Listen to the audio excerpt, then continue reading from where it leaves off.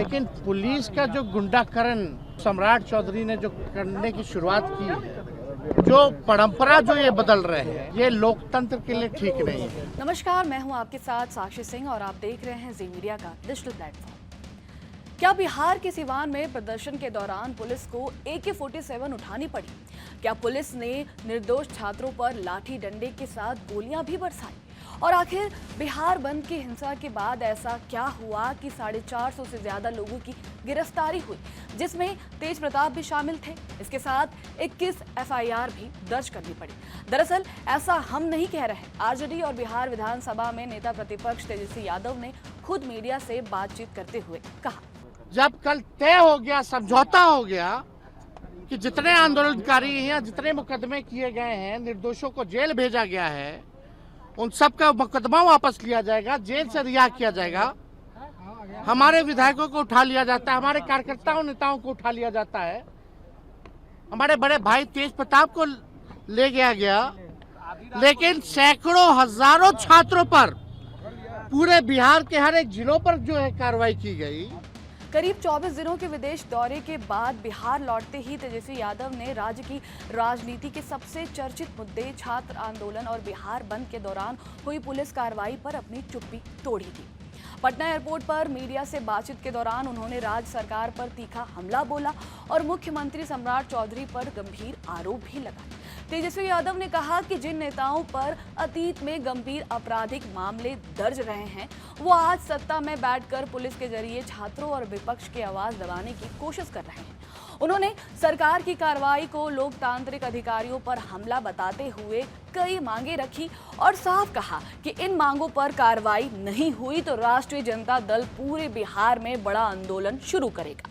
इसके साथ ही उन्होंने सरकार के सामने रखी 3 प्रमुख मांगे। पहला, बिहार बंद और छात्र आंदोलन के दौरान गिरफ्तार किए गए छात्रों को तुरंत रिहा किया जाए। दूसरा, उनके खिलाफ दर्ज मुकदमे वापस लिया जाए।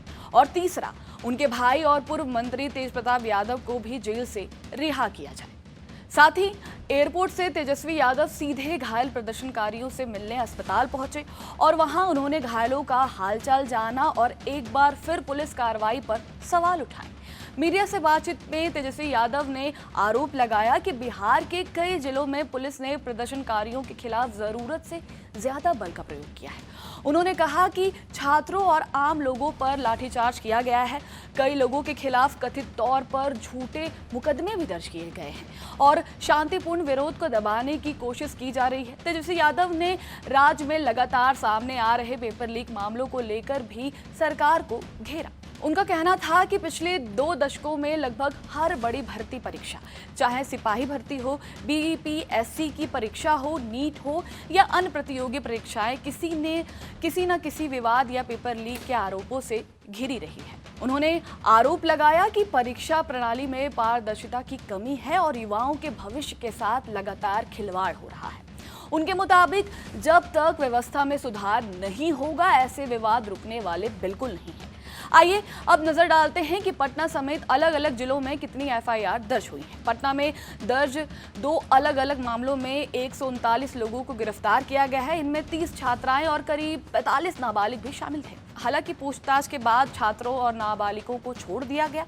अन्य जिलों की बात करें तो सारण में 4 मामले में 58 लोगों, सिवान में 3 मामलों में 25 लोगों, मुजफ्फरपुर में 2 मामलों में 15 लोगों, सीतामढ़ी में 4 मामलों में 13 लोगों और किशनगंज में 1 मामले में 25 लोगों को गिरफ्तार किया गया है। इसके अलावा पुलिस ने कई संदिग्धों की तस्वीरें भी जारी की है और उनकी पहचान कर गिरफ्तारी की प्रक्रिया जारी रखी है। अधिकारियों का कहना है कि वीडियो फुटेज, CCTV और अन्य साक्ष्यों के आधार पर आगे की कार्रवाई की जाएगी।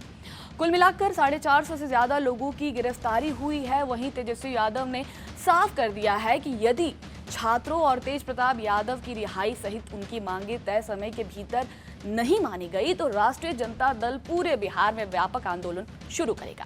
वहीं दूसरी ओर पुलिस का कहना है कि कानून व्यवस्था बनाए रखना उसकी प्राथमिकता है और हिंसा में शामिल लोगों के खिलाफ कार्रवाई जारी रहेगी।